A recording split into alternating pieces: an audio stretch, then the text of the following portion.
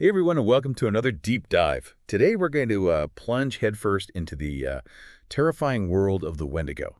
You guys know it's a creature straight out of North American folklore, and honestly, just reading through the stuff you sent over, pretty chilling stuff. So get ready to unpack all the gory details, where this legend comes from, what it means, and maybe even if there's any truth to it in the real world. Yeah, it's really interesting how the Wendigo is more than just like a monster hiding in the woods.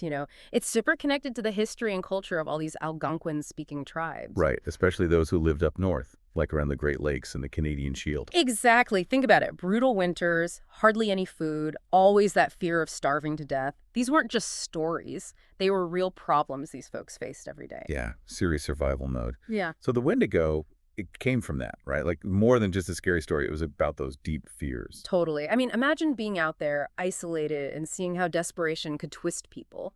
The Wendigo kind of became a warning. Like, hey, don't become the monster you're afraid of. Exactly. It was this huge cautionary tale reminding people that to survive, they had to work together, share what they had, and not let greed take over, especially when things were tough. Makes sense. And I guess that's why it's so scary, right?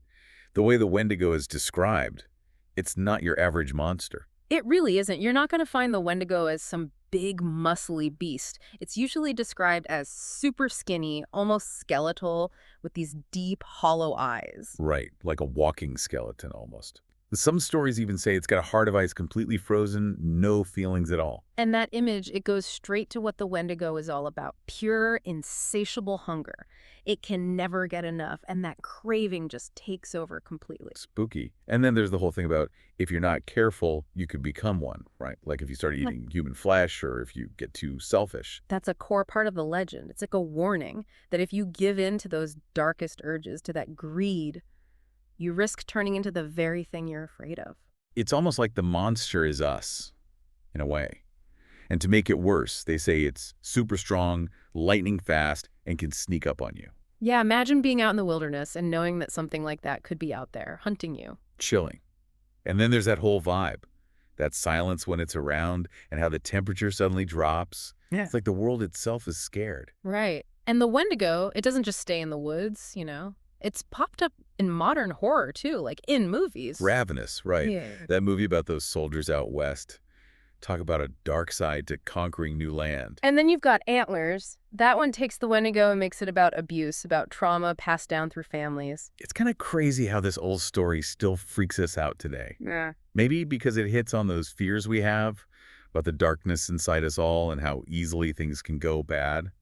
And then there's that whole Wendigo psychosis thing. Yeah, that's where the legend takes a turn, gets real controversial. Some people say there's actually a condition where you get this urge to eat people, like you're possessed by the Wendigo. Right. Whether it's a real medical thing, who knows? But it shows how powerful this myth is, how it taps into our deepest fears about what our own minds are capable of.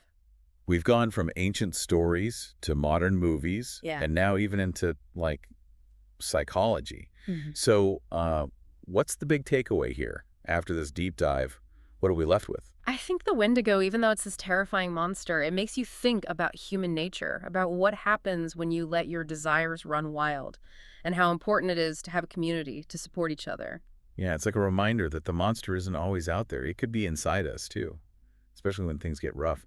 And, it makes me wonder, could the Wendigo be like a metaphor for the stuff we worry about today, like always wanting more stuff, being greedy, forgetting about nature? That's a good point. Is there a little bit of the Wendigo in all of us, just waiting to come out? That's a chilling thought, one that might just stick with you. But maybe that's the point of the Wendigo, to remind us that even the scariest monsters can show us something about ourselves. Definitely something to think about. Absolutely.